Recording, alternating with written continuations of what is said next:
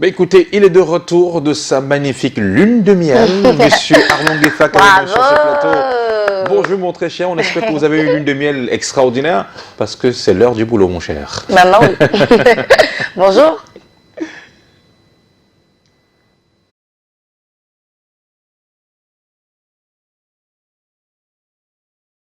Bonjour Patricia, bonjour Thierry, Carole, merci madame, messieurs, bonjour. Nouvelle semaine de devoir renouvelée de vous servir. Voici la lecture transversale des journaux parus dans la capitale Yaoundé. Commençons par le quotidien Cameroun Tribune avec des nouvelles plutôt tristes.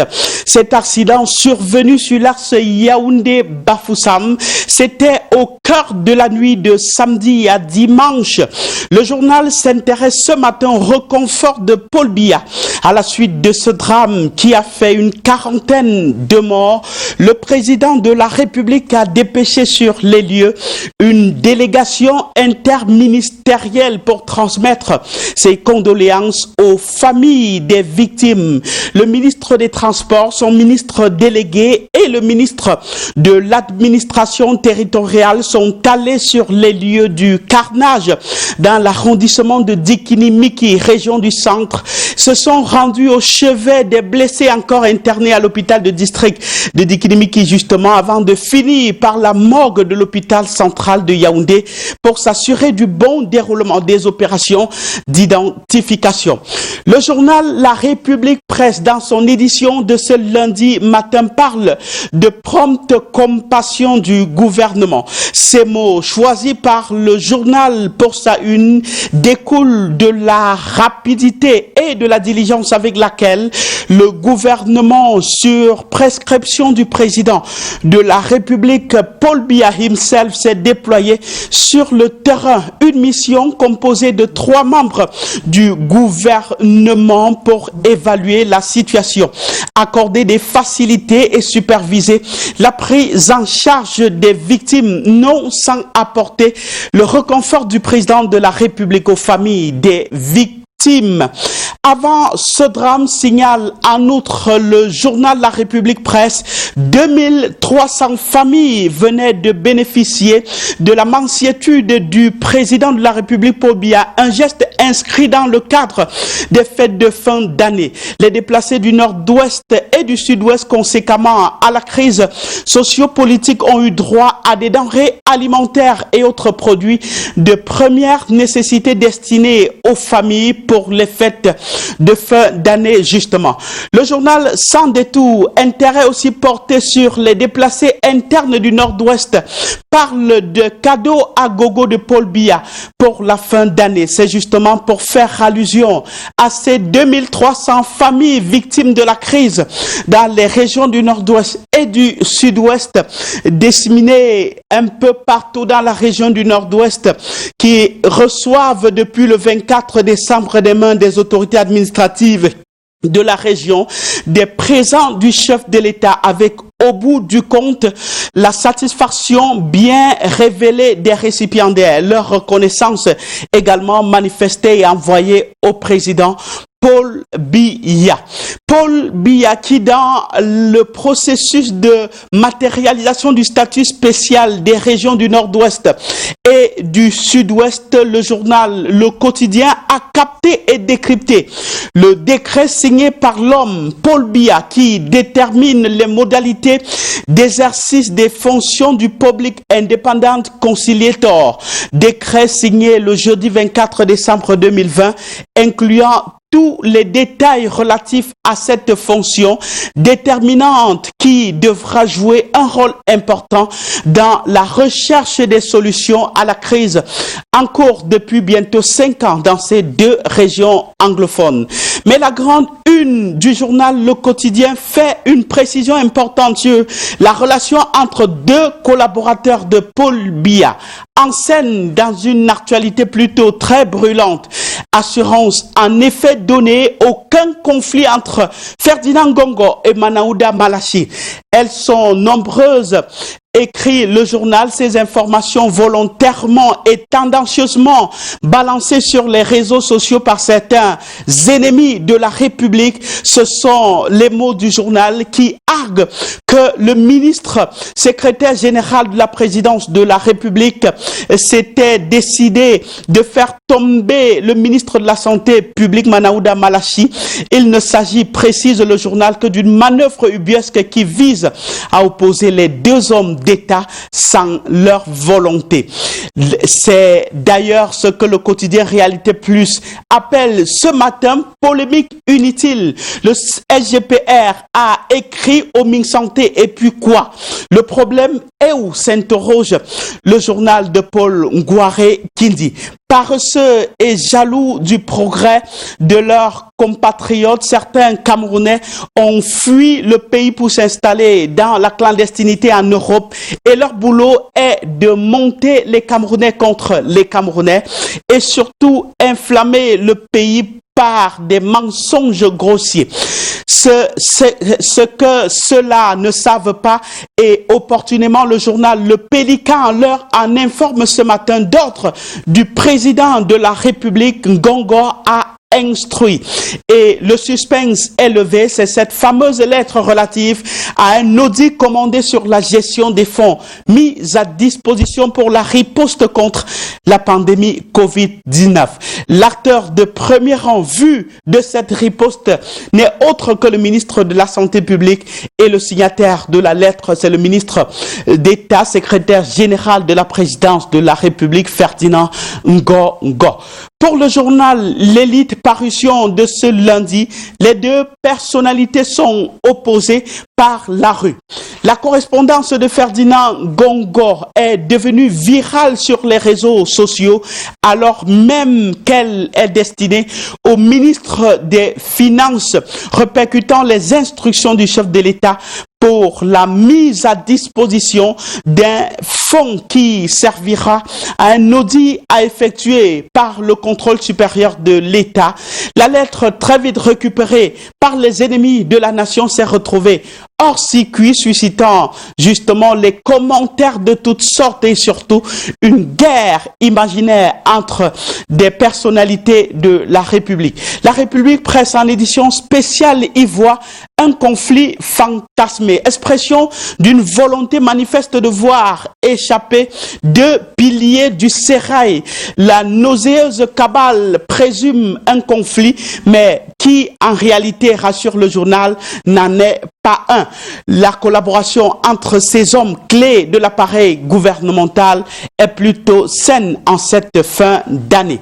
Fin d'année meublée par des festivités de la fête de Noël déjà passée et la fête de Nouvel An à quelques jours de nous. Le journal Flèche d'Afrique, dans ses festivités, présente la communauté du Grand Nord et le docteur Baero Fadil qui magnifie le vivre ensemble à travers la solidarité entre les différentes communautés religieuses. Chrétiens et musulmans ont justement communié au nom de la diversité, mais surtout du vivre ensemble. À cœur joie, hommes, femmes et enfants se sont retrouvés pour partager loin des différences des religions. Plus de détails et plus de différences entre les pays du Golfe de Guinée en matière de sécurité et de sûreté maritime. Le journal Le Reporter en kiosque ce matin nous informe que ces deux éléments essentiels, à savoir la sécurité et la sûreté maritime, sont renforcés. Les solutions aux problèmes justement rencontrés par les pays du Golfe de Guinée étaient au centre des échanges des officiels de défense et de la sécurité du Golfe de Guinée réunis à Yaoundé la semaine dernière. Plus de détails à lire dans les colonnes du journal Le Reporter, parution de ce lundi. Finissons par l'image du jour. Elle est l'illustration de la relation entre l'Afrique et certaines puissances. Les débats en cours relativement à la fin des accords coloniaux. Ne nous y engageons pas ce matin, mais contemplons-nous de cette image. C'est un jeune Africain curieux et surpris, la tête pleine de questionnements, qui voit partir les richesses de son pays et qui pose la question: à son père, lisez avec moi, mais papa, ils nous ont tout pris. Le papa a la réponse plutôt inattendue, mais qui traduit justement l'esprit inculqué en lui un peu heureux. Les pauvres, répond-il, ils s'en vont nous garder ça au paradis. Fin de la première partie de la revue de presse en direct de Yaoundé. Restez sur le fil de l'information matinale. Direction Douala pour la suite. Michael Tipkio nous y attend déjà. Bonjour cher ami Michael. Très bonne journée à Yaoundé. On poursuit à Douala avec la nouvelle expression, le seul quotidien que nous avons d'ailleurs reçu ce matin en kiosque ce jour, qui revient sur cette hécatombe survenue sur l'axe Bafoussam-Yaoundé. Hier, cet accident de la circulation qui a fait au moins 30 morts. Le journal avance le chiffre de 37 personnes décédées dans cet accident de la circulation survenu sur cet axe hier. Le préfet d'Umba, Meinoubou, qui donne des chiffres, parle de plus de 18 blessés graves dans cet accident survenu hier autour de 2 heures du matin sur la nationale numéro 4 Yaoundé-Bafoussam, tronçon Diki-Nimeki-Bafia au lieu dit pont de Nomalais. L'axe Yaoundé-Bafoussam, conclut le journal, reliant la capitale du pays au chef-lieu de la région de l'Ouest, l'un des plus accidentogènes au Cameroun, à cause notamment de l'étroitesse de la route et de son mauvais état actuellement. Des travaux de réfection qui sont effectués en vue de la réception de la Coupe d'Afrique des Nations 2022. En attendant la fin des travaux, la circulation sur cette axe présente de nombreux risques et ajouté à cela, les transporteurs qui roulent à grande vitesse. Un grand risque effectivement sur cet axe routier. Le journal qui nous donne également des nouvelles des personnes blessées qui sont prises en charge dans des hôpitaux de la capitale camerounaise. Le quotidien La Nouvelle Expression qui nous parle aussi de cet accueil réservé à Djali Amadou Amal par la première dame du Cameroun, l'écrivaine camerounaise, a été reçue par Chantal Biya, lauréate du prestigieux prix Goncourt des lycéens 2020. Elle a été reçue en audience mercredi dernier par la première dame du Cameroun. Très émue au terme de cette rencontre, Djali Amadou Amal a exprimé toute sa reconnaissance à la première dame pour ses félicitations et ses encouragements. Et le journal de poursuivre, l'épouse du chef de l'État fait part à l'écrivaine de la fierté pour ce brillant prix qui honore le Cameroun en général et la femme en particulier. La rencontre a également permis à l'écrivaine d'évoquer avec la première dame du Cameroun la problématique de son œuvre, à savoir les violences faites aux femmes et la scolarisation de la jeune fille, des questions auxquelles Chantal Biya est très sensible, insiste La Nouvelle Expression en kiosque aujourd'hui. La grande une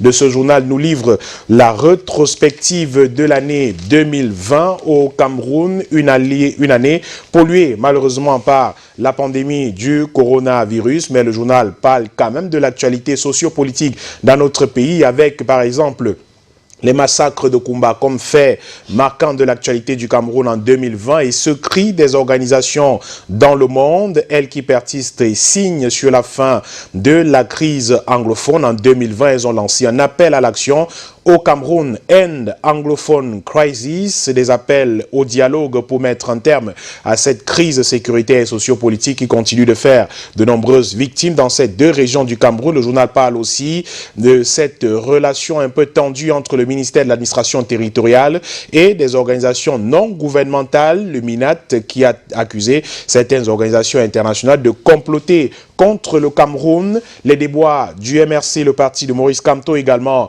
dans la rétrospective sociopolitique dans les colonnes 2, La Nouvelle Expression aujourd'hui, avec cette interdiction de l'initiative Survie Cameroun Survival Initiative, marche pacifique, arrestation des leaders, assignation à résidence surveillée de Maurice Kamto qui ont ponctué l'année de cette formation politique au Cameroun. Le journal parle aussi de la reconfiguration politique de l'Assemblée nationale du Cameroun. Cependant, des inamovibles Kavaïege Djibril et Niat Difendi, ces hommes ont une fois de plus été maintenus à la tête des chambres de l'Assemblée nationale et du Sénat camerounais. Les élections régionales intéressent également le journal avec le Rassemblement démocratique du peuple camerounais qui se taille la part du lion. La formation politique gère seule 6 régions et partage 4 autres avec ses alliés. Des nouvelles et bien d'autres également en société qui meurent meuble l'actualité socio-politique dans ce journal en termes de rétrospective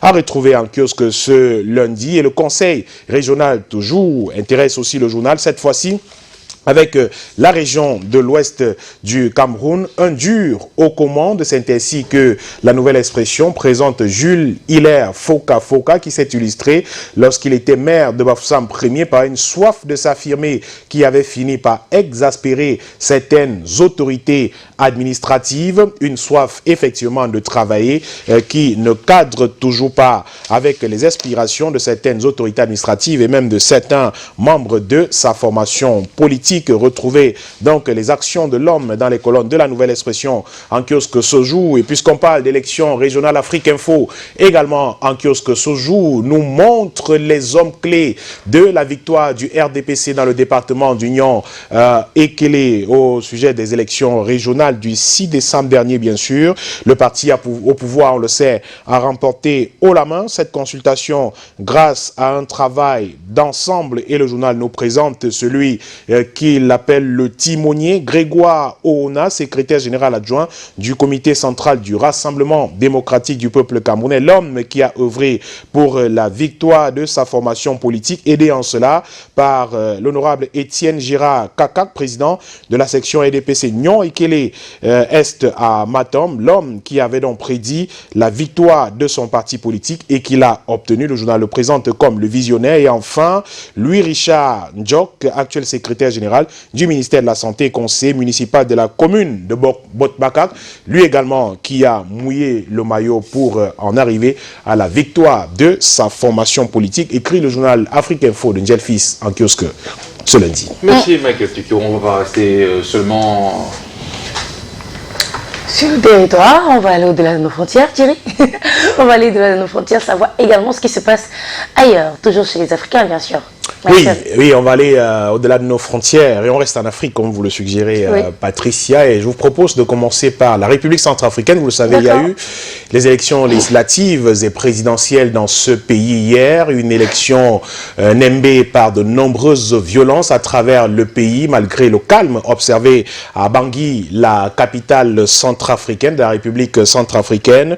Le reste du pays a vécu une élection émaillée par de nombreuses tensions. Le site de Radio France Internationale nous relate cette journée d'élection hier à Bangui, journée contrastée où les bureaux de vote ont fermé hier soir et le dépouillement qui a également débuté. Le scrutin s'est globalement déroulé dans le calme, je le disais, à Bangui, la capitale, mais la situation était plus mitigée en province. Retour sur le déroulement de ce scrutin avec le site de Radio France Internationale qui nous parle des élections encore cette fois-ci au Niger, élection présidentielle. Les bureaux de vote ont également fermé hier soir autour de 19h et les dépouillements ont également commencé dans le pays. Une journée de vote dans le calme et dans un climat plutôt apaisé selon des observateurs. Quant à la Commission électorale nationale indépendante, la CENI, elle se prépare à une élection où tous les résultats provisoires seront centralisés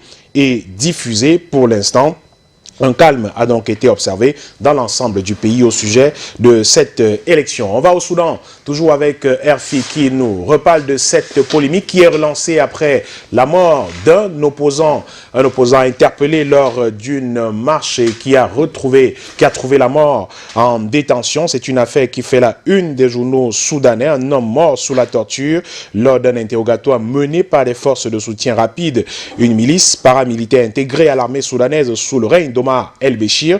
Ces unités issues des milices Janjaweed ont été maintes fois accusées de crimes de guerre au Darfour. Cette fois, le ministre de l'Information et porte-parole du gouvernement affirme lui-même que ces milices sont directement responsables de la mort de l'homme. Les circonstances de sa disparition avaient déclenché une vague d'indignation à travers le pays et à Khartoum notamment. On poursuit avec Africa News qui nous amène cette fois-ci en Éthiopie. Le journal qui déplore les morts, plus de 207 morts suite à l'attaque de Metekel dans le pays. C'est le dernier bilan de l'attaque par balle menée mercredi dernier dans l'ouest de l'Éthiopie par les habitants contre les habitants de Metekel, une zone de la région du Bénichangol-Goumouz. Ce nouveau massacre est le dernier d'une longue série d'attaques qui ciblent depuis plusieurs mois les ethnies Oromo, Amara et Sinacha, qui seraient menées selon des dirigeants locaux par des groupes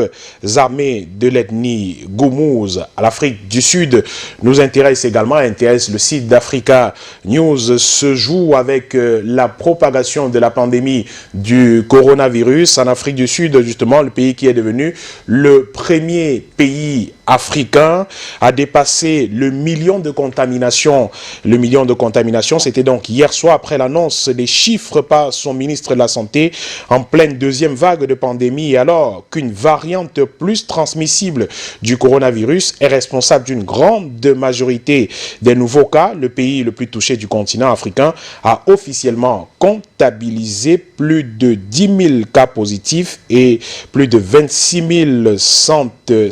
735 plutôt, plus de 26 735 morts, des cas qui continuent de s'augmenter dans le pays. On termine avec la BBC qui nous présente cette jeune fille scientifique ougandaise, Catherine Nakalembe, qui a décroché une prestigieuse distinction de la NASA en tant que joueuse de badminton passionnée. L'Ougandaise voulait étudier les sciences du sport à l'université, mais l'impossibilité d'obtenir les notes requises pour une bourse du gouvernement l'a mise sur la voie qui l'a conduite à la NASA et lui a valu un prestigieux prix de recherche alimentaire. En savoir plus, rendez-vous naturellement sur le site de la BBC pour d'amples informations. Voilà qui donc fait l'actualité sur le plan national et international ce matin, Michael Tilkio. Oui. Nous sommes le 28 décembre. On n'a pas eu le temps de se voir pendant le week-end. Mais comment est-ce que vous avez passé les fêtes de Noël, la fête de Noël? Bah, écoutez, c'était des fêtes plutôt calmes, hein, comme vous avez dû observer. Oui. Peut-être dans l'ensemble. Hein. Je parle de la métropole économique Douala où je suis, j'ai pu observer autour de moi une sorte de calme, plutôt pas des fêtes avec l'ambiance qu'on a souvent connue. Ben, peut-être il faut y voir un peu cette pandémie du Covid-19, nonobstant le fait qu'on a quand même vu de nombreux rassemblements, même si on a recommandé, vous vous souvenez que quelques jours, 2 jours avant les fêtes, il y a eu un communiqué du gouvernement qui rappelait de continuer de respecter les mesures barrières autres, mais ça n'a pas vraiment été le cas à certains endroits, mais j'ai quand même pu observer une sorte de calme, de silence autour de moi. Je crois que c'était le cas également pour moi, des fêtes plutôt en méditation, avec une pensée pour nos frères et sœurs qui nous ont quittés en cette année 2020, mais ce fut une fête plutôt belle, plutôt calme dans le recueillement, et voilà. Peut-être pour je dis quoi, faire remonter un petit peu le zeste du monde, comment est-ce que vous vivez cette semaine internationale du réchauffé? Le 26, c'est ça. Ah, la semaine. Je croyais que vous parliez de la journée. Non, mais la journée... La semaine internationale du réchauffé. Ah, il y a une semaine, toute une semaine consacrée. On se dit du 25 jusqu'au 30. Ah, d'accord. On réchauffe tout ce qu'on a au menu. Il faut déjà pouvoir faire un menu menu et avoir des restes pour pouvoir réchauffer toute une semaine. Hein. Je crois qu'il y avait une journée internationale du réchauffé qui était le 26 et la prochaine c'est le 2, le 2 janvier.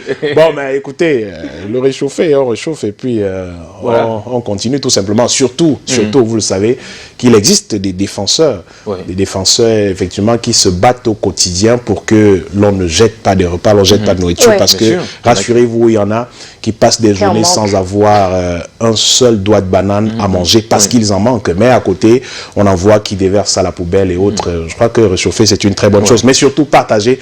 C'était une fête du partage, vous l'avez dit tout à l'heure. Partager avec ceux qui n'en ont pas, c'est le plus important. Merci, Michael.